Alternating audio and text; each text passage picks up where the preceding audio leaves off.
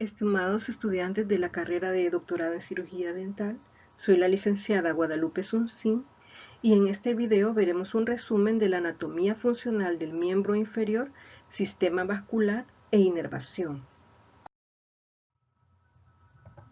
Los objetivos son resumir el trayecto y principales ramas de las arterias femoral, poplítea, tibial anterior y tibial posterior, mencionando la circulación colateral de la rodilla. Explicar la circulación venosa, mencionar la inervación y resumir el drenaje linfático del miembro inferior.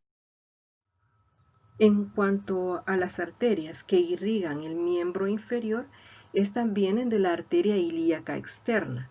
La ilíaca externa es una arteria que es rama de la ilíaca común. La localizamos acá en la pelvis y luego desde el ligamento inguinal hasta un canal de los aductores se le llama arteria femoral.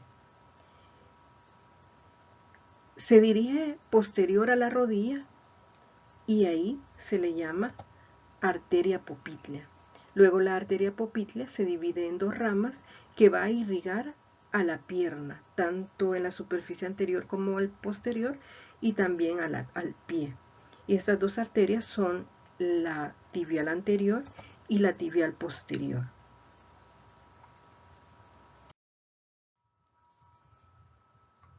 En esta imagen localizamos a la arteria femoral que se extiende desde el ligamento inguinal hasta el conducto del aductor. Luego atraviesa el hiato del aductor y se dirige a la parte posterior de la rodilla en donde se le llama arteria poplítea. Y acá podemos ver que la arteria poplítea da una rama que es la tibial anterior que se dirige a la superficie anterior de la pierna y se continúa como arteria dorsal del pie para irrigar al dorso del pie y da otra rama que va posteriormente, que es la tibial posterior.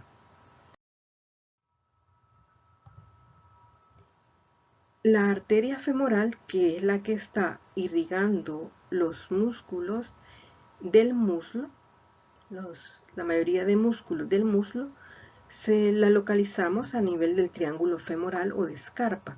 Este triángulo está delimitado por un ligamento inguinal, por el músculo sartorio y por el músculo aductor largo. En este triángulo femoral o de escarpa está acompañada del nervio femoral y de la vena femoral. De la parte externa a la parte interna vamos a encontrar, o de lateral a medial, localizamos el nervio femoral, la arteria femoral y la vena femoral. Si las mencionamos de medial a lateral, van de vena, arteria y nervio. Podríamos decir van vena, arteria y nervio. Esa es la posición que presentan a nivel del triángulo femoral. Y luego atraviesa el canal. ¿Cuáles son las ramas de la arteria femoral? Vamos a encontrar que a nivel del ligamento inguinal está dando sus ramas epigástrica superficial, circunfleja ilíaca superficial y ramas pudindas. Inferior a estas ramas que se originan de ella, da otra rama más gruesa que es la arteria femoral profunda, una arteria muy importante que a su vez se divide en dos ramas, que son la circunfleja femoral medial y la circunfleja femoral lateral. En la parte inferior del muslo, la arteria femoral también está dando, a nivel del canal de los aductores, la arteria descendente de la rodilla.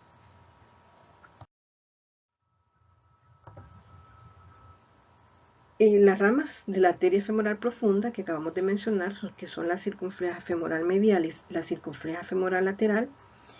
En cuanto a la circunfleja femoral medial, está irrigando principalmente la cabeza y cuello del fémur a través de ramas reticulares posteriores.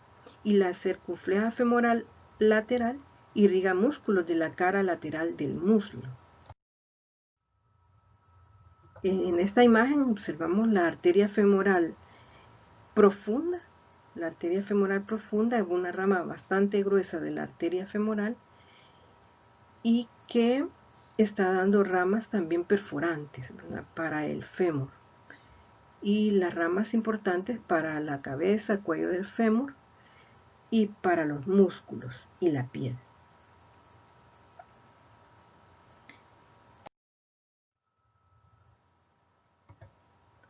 La arteria popltea, una vez que la arteria femoral da sus ramas, irriga el muslo y todas las estructuras que acabamos de mencionar, atraviesa el hiato del aductor, se dirige a la parte posterior de la pierna, a nivel de la rodilla, y ahí se le llama arteria popltea. A nivel del arco del sóleo, la arteria popltea está dando dos ramas.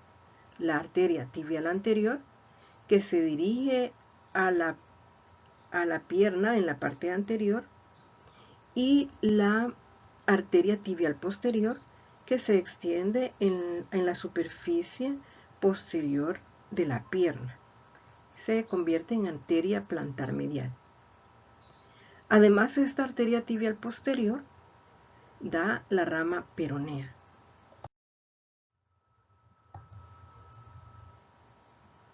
Veamos las ramas de la popltea, cada una de ellas. La arteria tibial anterior, ya la mencionamos, que se dirige a la superficie anterior de la pierna. Y esta arteria es la más delgada de la popltea y se extiende desde el arco del sóleo al borde distal del retináculo extensor inferior, donde se continúa como arteria dorsal del pie, que la van a ver cuando vean la clase de pie. En cuanto a los músculos que son irrigados por la arteria tibial anterior, son el tibial anterior, el extensor común de los dedos y extensor largo del hallux. La otra rama es la arteria tibial posterior, que junto con el nervio tibial se localiza en la parte posterior de la pierna y es la rama más gruesa de la popltea. Esta arteria está irrigando los músculos del compartimento posterior de la pierna, como son el gastrocnemio, el flexor largo de los dedos, el flexor largo del dedo gordo, el tibial posterior. Y da una rama gruesa y también muy importante, que es la arteria peronea. La arteria peronea se dirige lateralmente en la pierna y es la que va a estar irrigando al peroneo, al músculo peroneo lateral largo y al músculo peroneo lateral corto.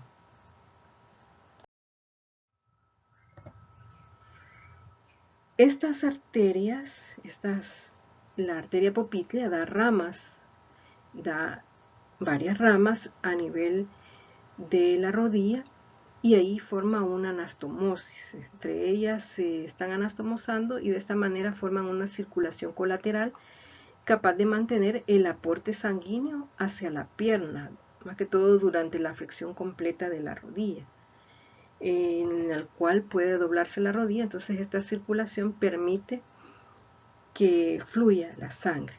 Las ramas que estarían participando en esta anastomosis de la rodilla son la superior lateral de la rodilla, la inferior lateral, la superior medial, la inferior medial de la rodilla. Estas son ramas de la arteria popltea que permiten esta anastomosis o esta circulación colateral.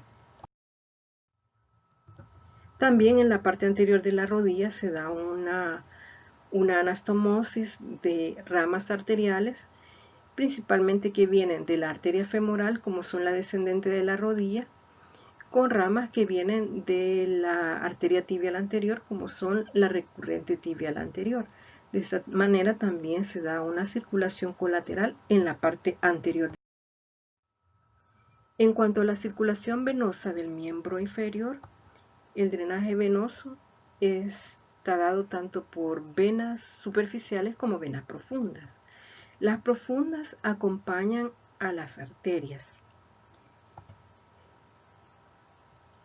Entonces, ambos sistemas tienen abundantes válvulas. Las venas profundas que estarían acompañando las arterias, por lo tanto, tienen su mismo nombre. Entonces tenemos la vena femoral, que es la que localizamos a nivel del triángulo de Scarpa, acompañando a la arteria femoral. La vena femoral profunda también acompaña a la arteria femoral profunda. La vena popitlea, a nivel de la fosa popitlea, se localiza junto con la arteria popitlea. Luego viene la arteria tibial anterior y venas tibiales posteriores. De esta manera tenemos venas profundas. Aquí tenemos algunas de ellas, como son la vena popitlea, la tibial anterior, las peroneas también acompañando a la arteria peronea, las tibiales posteriores acompañando a las arterias. Y en cuanto a las venas superficiales, estas venas son muy importantes, son las que a veces observamos en algunas personas que pueden producirse varices.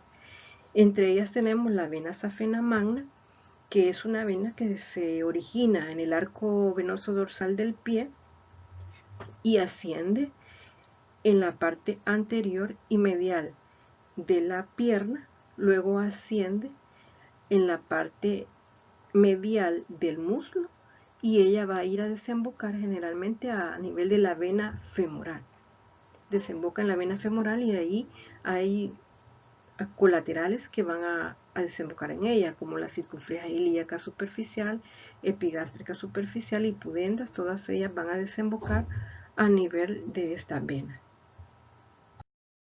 Y tenemos otra vena que es la safena parvo menor, también se origina en el arco venoso dorsal del pie, y esta la vamos a localizar en la superficie posterior de la pierna, y esta no va a llegar a desembocar hasta la vena femoral, sino que desemboca generalmente a nivel de la vena popitlea. Y ahí van a drenar otras venas que van a desembocar en ella. En cuanto al drenaje linfático, vamos a encontrar que en la linfa de la extremidad inferior circula, hay vasos tanto superficiales como vasos profundos. Los profundos van con los paquetes vasculares de las extremidades, venas y arterias. Toda la linfa es drenada hacia los ganglios linfáticos inguinales, las cuales van a conducir hacia los ganglios ilíacos, de donde circulan hacia los ganglios linfáticos lumbares del abdomen. En cuanto a la inervación del miembro inferior se da por nervios que se originan de dos plexos, unos nervios que se han originado del plexo lumbar y otros que se originan del plexo sacro. Del plexo lumbar principalmente se origina el nervio femoral.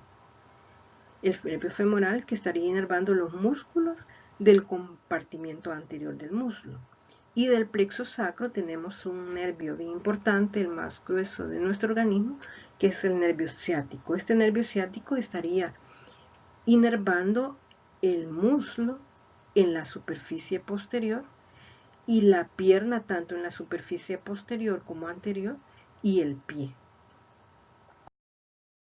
Acá tenemos este nervio ciático que se origina en el plexo sacro, como acabamos de mencionar, y sale a través en la región glútea inferior al músculo, que es el músculo piramidal, y lo observamos en la región glútea, aunque no da inervación a esta región glútea, sino que estaría inervando a los músculos del compartimiento posterior del muslo, como son el semitendinoso, el semimembranoso, el bíceps femoral. Y en la parte posterior del muslo está dando sus ramas tibial y peronea. El nervio tibial que va a estar acompañando a la arteria tibial posterior. Y el nervio peroneo que se dirige a la parte En cuanto al nervio tibial, también se le llama ciático popliteo interno. Este nervio estaría inervando al tríceps sural, al flexor largo de los dedos, al tibial posterior y al flexor común de los dedos. Del nervio tibial se origina un nervio que va para la inervación de la piel de la parte posterior de la pierna, que es el nervio sural cutáneo. Y del nervio peroneo se origina un nervio sural lateral, que estaría dando inervación a la piel de la parte posterior.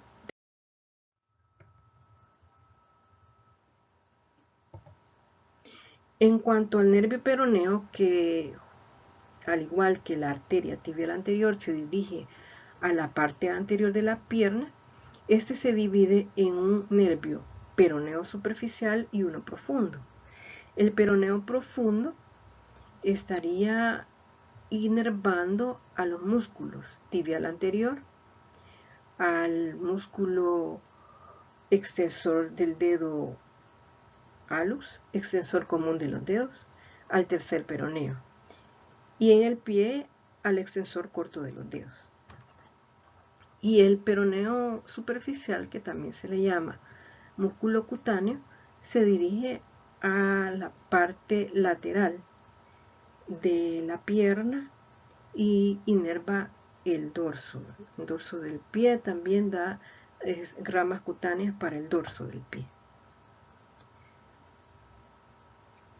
Y inerva a los músculos. Este peroneo superficial está inervando a los músculos peroneo lateral largo y peroneo lateral corto también, además de dar esas ramas. En cuanto al nervio femoral, que ya lo localizamos en el triángulo de Scarpa, este da la inervación para la mayoría de músculos del muslo en la parte anterior, como son el cuádriceps, el sartorio, y también está inervando las articulaciones de la cadera y la rodilla, ¿verdad? Y da un territorio amplio para una inervación cutánea. Y hay la parte de los músculos aductores, esta está inervada principalmente por el nervio obturador, que es rama del plexo lumbar. Y esta imagen nos da una visión de la inervación cutánea, la inervación de la piel del muslo, en el cual participan varios nervios, por ejemplo, el nervio femoral, en la parte anterior del muslo, el femoral cutáneo lateral, que rama del plexo lumbar también. En la parte posterior del muslo, el nervio femoral cutáneo posterior, la mayoría de la piel de la parte posterior del muslo, y esta es una rama del nervio del plexo sacro. Entonces, de la misma manera podemos ver cómo diferentes ramas de los nervios van hacia la piel de la pierna, del muslo y del pie. Esta es la bibliografía para que amplíen esta información y les invito a que hagan sus preguntas en el foro sobre el tema que hemos visto. Gracias.